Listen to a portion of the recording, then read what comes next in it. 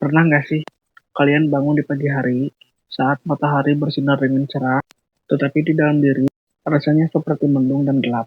Kalian ngerasa capek banget, padahal seharian cuma rebahan dan nggak melakukan aktivitas fisik yang berat. Atau pernah nggak kalian tiba-tiba merasa cemas, jantung berdebar dengan kencang, dan ada rasa takut di dada tanpa alasan yang jelas. Di dunia modern yang serba cepat ini, kita dipaksa ikut dalam perlombaan tanpa akhir. Kita dituntut untuk selalu produktif, selalu sukses, dan selalu terlihat bahagia di media sosial. Kita rajin berolahraga demi menjaga fisik dan memilih skincare demi penampilan dari luar. Tapi, pernahkah kita bertanya, gimana dengan apa yang ada di sini? Bagaimana kabar pikiran dan hati kita?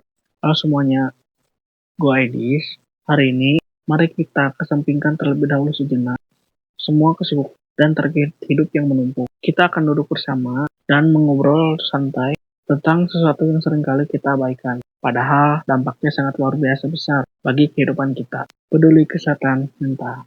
Sebelum membahas lebih jauh, mari kita samakan persepsi terlebih dahulu. Ketika kita mendengar kata kesehatan mental, apa yang pertama kali terlintas di pikiran kamu? Apakah rumah sakit jiwa atau orang yang mengalami gangguan jiwa? Sebenarnya, kesehatan mental jauh lebih luas daripada itu. Kesehatan mental adalah kondisi kesejahteraan emosional, psikologis, dan hubungan sosial kita. Ini adalah fondasi utama yang memengaruhi bagaimana cara kita berpikir, merasakan sesuatu, bertindak, hingga bagaimana cara kita mengambil sebuah keputusan dan menghadapi stres sehari-hari. Punya mental yang sehat bukan berarti hidup kita sempurna, tanpa hambatan, dan selalu dipenuhi oleh tawa. Menjadi sehat secara mental bukan berarti kita tidak boleh menangis atau sedih. Itu semua adalah emosi manusiawi yang wajar. Menjadi sehat secara mental artinya kita memiliki kemampuan untuk mengenali, menerima, serta mengelola emosi tersebut saat badai kehidupan datang menerpa. Ini tentang bagaimana kita bisa bangkit kembali setelah terjatuh. Sayangnya, di sekitar kita masih banyak sekali stigma dan salah paham yang menempel pada isu kesehatan mental. Pemikiran lama ini seringkali membuat orang yang sedang berjuang merasa makin terisolasi. Sekarang kita bedah beberapa mitos yang sering kita dengar. Mitos yang pertama adalah orang yang terkena gangguan mental, depresi, atau cemas itu karena kurang iman atau kurang ibadah atau kurang bersyukur. Faktanya, ini pandangan yang keliru. Gangguan mental adalah kondisi medis yang nyata dan kompleks, dipicu oleh faktor genetik, trauma masa lalu, hingga ketidakseimbangan zat kimia yang ada di dalam pikiran kita. Mengalami masalah kesehatan mental sama persis seperti dengan penyakit fisik. Seseorang yang kakinya patah tidak akan sembuh hanya dengan bilang, kamu mah kurang bersyukur. Begitu pula dengan luka yang ada di pikiran. Mereka butuh dipahami dan dirawat oleh orang-orang yang profesional. Mitos kedua, kamu mah cuma cari perhatian aja, atau kamunya yang mentalnya lemah. Faktanya, mengakui kita sedang tidak baik-baik aja dan berani menyuarakan rasa sakit itu butuh keberanian yang besar. Menangis dan meminta bantuan bukanlah tanda kamu itu loh. Sebaliknya, itu tanda bahwa kamu kuat dan tahu kapan harus memulai langkah menuju pemulihan. Tubuh dan pikiran kita selalu memberi sinyal atau alarm peringatan ketika kapasitas energi yang ada di tubuh kita sudah berada di ambang batas. Masalahnya, kita seringkali terlalu keras kepada diri sendiri dan sering mengabaikannya. Coba cek deh, apakah belakangan ini kamu merasakan tanda-tanda ini? Yang pertama, perubahan drastis pola tidur dan makan, mendadak insomnia meskipun tubuh sangat lelah, atau sebaliknya, tidur terus-menerus sebagai pelarian. Begitu juga dengan makan, nafsu makan hilang total, atau makan kamu berlebihan secara terus-menerus.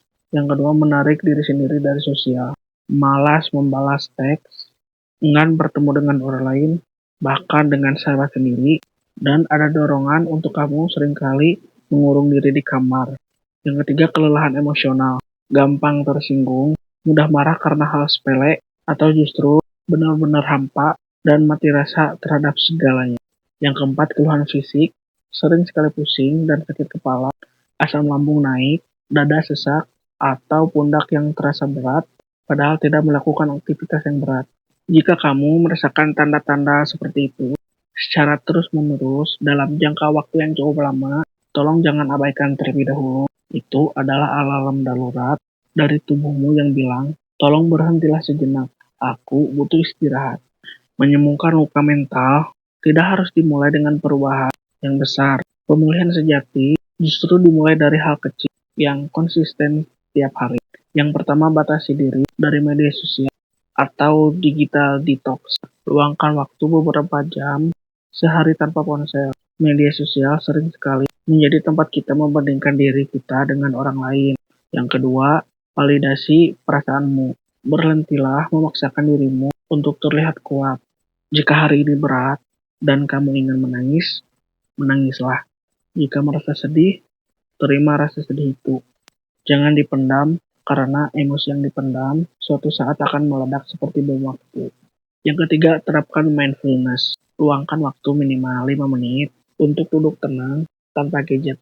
Cukup duduk rileks, tarik nafas pelan-pelan, dan hembuskan perlahan. Ini sangat ampuh untuk menenangkan syaraf yang tegang. Yang terakhir, jangan ragu untuk mencari bantuan. Ceritakan bebanmu kepada orang terdekat yang bisa kamu percaya. Dan jika rasanya sudah terlalu berat untuk kamu tanggung sendirian, pergi berkonsultasi dengan psikolog atau psikiater adalah tindakan yang jauh lebih bijak dan berani. Itu bukti bahwa kamu menyayangi diri kamu sendiri.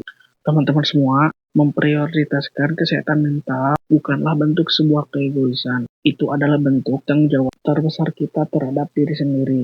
Bayangkan dirimu seperti teko air. Kamu tidak akan pernah bisa menuangkan air dan memberi minum kepada orang lain jika teko di tanganmu sendiri sudah kosong melompok. Kamu tidak bisa menolong orang lain yang kamu sayangi, sedangkan jiwa kamu sendiri sedang hancur berantakan. Tolong ingat ini baik-baik. Kamu itu berharga. Kamu itu berhak merasa lelah, berhak mengambil jeda, dan sangat berhak untuk bahagia. Terima kasih semua sudah menyimak video ini sampai selesai. Jangan lupa, setelah video ini berakhir, ambil waktu sejenak dan peluk dirimu sendiri. Tatap cermin yang ada di kamarmu, tersenyumlah dan katakan, apa kabar hari ini? Terima kasih banyak ya, sudah mau berjuang dan bertahan sejauh ini. Bye guys.